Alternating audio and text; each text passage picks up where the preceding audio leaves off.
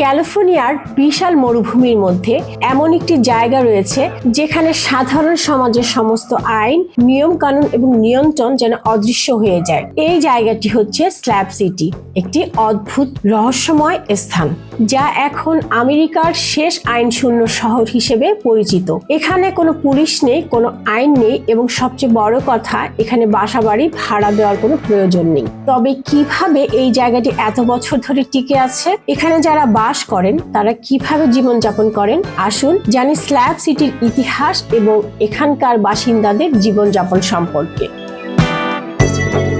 Slab সিটির ইতিহাস শুরু হয় 1940-এর দশকে। দ্বিতীয় বিশ্বযুদ্ধের সময় যুক্তরাষ্ট্র সরকার ক্যালিফোর্নিয়ার মরুভূমিতে একটি সামরিক প্রশিক্ষণ ক্যাম্প তৈরি করে। ডুনল্যাপ নামক এই প্রশিক্ষণ ক্যাম্পটি ছিল একটি গুরুত্বপূর্ণ সামরিক স্থাপনা যেখানে সেনারা যুদ্ধের প্রস্তুতি নিত। কিন্তু যুদ্ধ শেষ হওয়ার পর এই সামরিক ক্যাম্পের আর প্রয়োজন ছিল না। 1956 সালে সরকার ক্যাম্পটি বন্ধ করে দেয় এবং সমস্ত নির্মাণ সামগ্রী সরিয়ে নিয়ে যায়। তখনই যে স্থানটি বাকি ছিল তা ছিল শুধু কিছু কংক্রিটের স্ল্যাব, যা ছিল একটি পুরানো যুগের নিঃশব্দ সাক্ষী। কিন্তু মরুভূমি এখানকার বাসিন্দাদের জন্য শেষ হয়নি। 1960 থেকে 70 দশকে, বিশেষ করে ভিয়েতনাম যুদ্ধ এবং বিদ্রোহী আন্দোলনের সময় কিছু বিশেষ মানুষ এই এলাকায় আসা শুরু করে। তারা ছিল সেই সব মানুষ যারা সমাজের নিয়ম কানুন থেকে মুক্তি পেতে চেয়েছিল। তারা এখানে নিজেদের আশ্রয় খুঁজে পায় এবং ধীরে ধীরে এক ধরনের স্বাধীনতার সমাজ তৈরি হয়। তাদের মধ্যে ছিল শিল্পী, বিদ্রোহী, বেনামি মানুষ। সবাই মিলে গড়ে তোলে স্ল্যাব সিটি। স্ল্যাব সিটিতে পা রাখলে আপনি বুঝতে পারবেন যে এখানে জীবনযাপন অনেকটাই আলাদা। এখানে আধুনিক জীবনযাত্রার কোনো দাপট নেই। এখানে বিদ্যুৎ নেই, পানি সরবরাহ নেই, আর কোনো স্যানিটেশন সিস্টেমও নেই। তবে এখানকার বাসিন্দারা জানেন কিভাবে এসবের সঙ্গে মোকাবিলা করতে হয়। তারা নিজেদের মধ্যে সহযোগিতা এবং একে অপরকে সাহায্য করে। এই শহরে কোনো বিল্ডিং নেই। প্রতিটি ঘর তৈরি করা হয় পুরানো গাড়ি, ব্রাশ এবং অন্যান্য পূর্ণ ব্যবহারযোগ্য জিনিসপত্র দিয়ে। কেউ কেউ তাদের ঘরের দেয়াল আঁকে, কেউ আবার পেইন্টিং তৈরি করে। এভাবেই তারা নিজেদের আবেগ এবং চিন্তা ভাবনা প্রকাশ করে।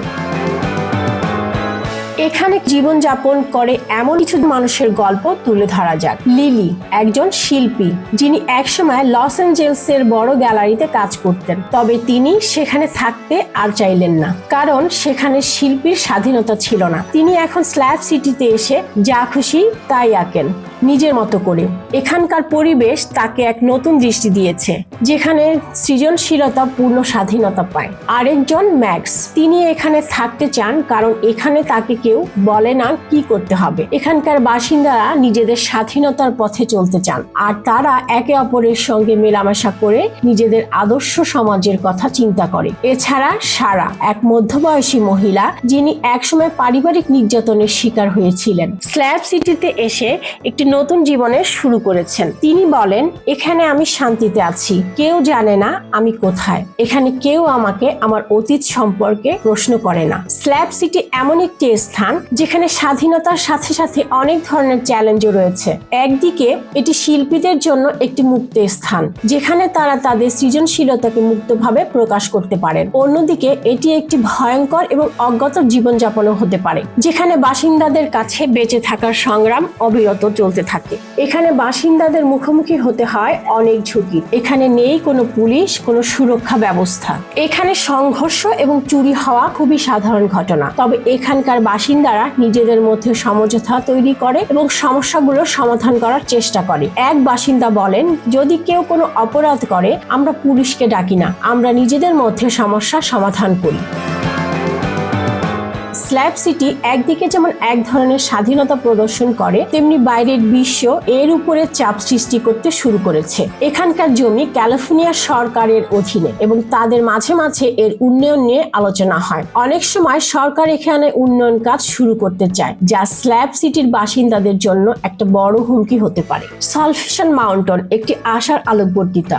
স্ল্যাব সিটির মধ্যে একটি বিশেষ জায়গা হলো সালভেশন মাউন্টেন, যা লিওনার্ড নাইট নামে একজন মানুষের তৈরি। তিনি কোনো প্রথাগত শিল্পী নন, তবে তার বিশ্বাস ছিল ভগবান প্রেম। তিনি স্ল্যাব সিটির মাঝে একটি পাহাড়কে রঙিন করে তোলেন এবং তার মাধ্যমে মানুষের মধ্যে ভালোবাসা এবং আশা ছড়িয়ে দেন। স্ল্যাব সিটির আরেকটি আকর্ষণীয় দিক হলো ইস্ট জেসুস, একটি বাইরের শিল্পকর্ম যা শিল্প এবং ভোগবাদী সমাজের ধারণাগুলিকে চ্যালেঞ্জ করে। পুরনো ইলেকট্রনিক্স, পুতুল এবং ধাতব যন্ত্রাংশ থেকে তৈরি এই শিল্পকর্মগুলি আধুনিক সমাজের অতিরিক্ততাকে, ফেলে দেওয়া জিনিসগুলিকে পুনরায় ব্যবহার এবং পুনরায় প্রতিষ্ঠা করার প্রয়োজনীয়তার কথা বলে। ইস্ট জেসুসের ভিতরে আপনি এমন এক শিল্পের গোলকধাঁধা দেখতে পাবেন যা শুধু আশ্চর্যজনক নয়, বরং চিন্তার উদ্রেক করে। এখানে বর্জ্য থেকে তৈরি কাজগুলি শুধুমাত্র আধুনিক সমাজের বিশাল অতিরিক্ততার পরিচয় দেয় না, বরং একটি বার্তা দেয় যে যা আমরা ফেলি তা আবার নতুন করে ব্যবহার করা যেতে পারে।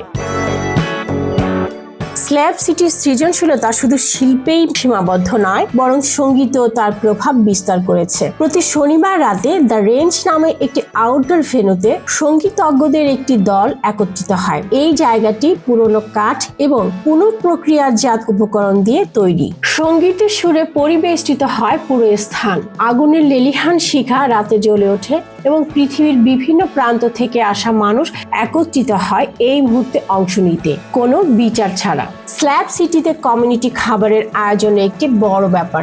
মারিয়া, একজন একক মা, প্রায়শই কমিউনাল ডিনারের আয়োজন করেন, যেখানে প্রত্যেকে কিছু না কিছু প্রদান করেন, চাল, আলু বা অন্যান্য প্রয়োজনীয় উপাদান। অভাবের মধ্যে তারা একে অপরের সাথে ভাগ করে খেতে খুঁজে পায় আনন্দ, জীবনের একটা আনন্দ ও সম্পর্কের সৌন্দর্য।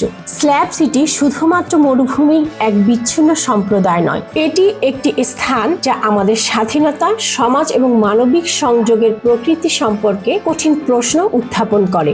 এটি আমাদের মনে করিয়ে দেয় প্রকৃতপক্ষে জীবনযাপন করার জন্য সবচেয়ে গুরুত্বপূর্ণ বিষয় কি: কমিউনিটি, সৃজনশীলতা এবং ব্যক্তিগত স্বাধীনতা ও সমষ্টিগত দায়িত্বের মধ্যে সঠিক ভারসাম্য। স্ল্যাব সিটি আমাদেরকে একটি নতুন দৃষ্টিকোণ দেয়, যেখানে জীবন এবং পৃথিবীর প্রকৃতি সম্পর্কে পুনরায় চিন্তা করার সুযোগ পাওয়া যায়।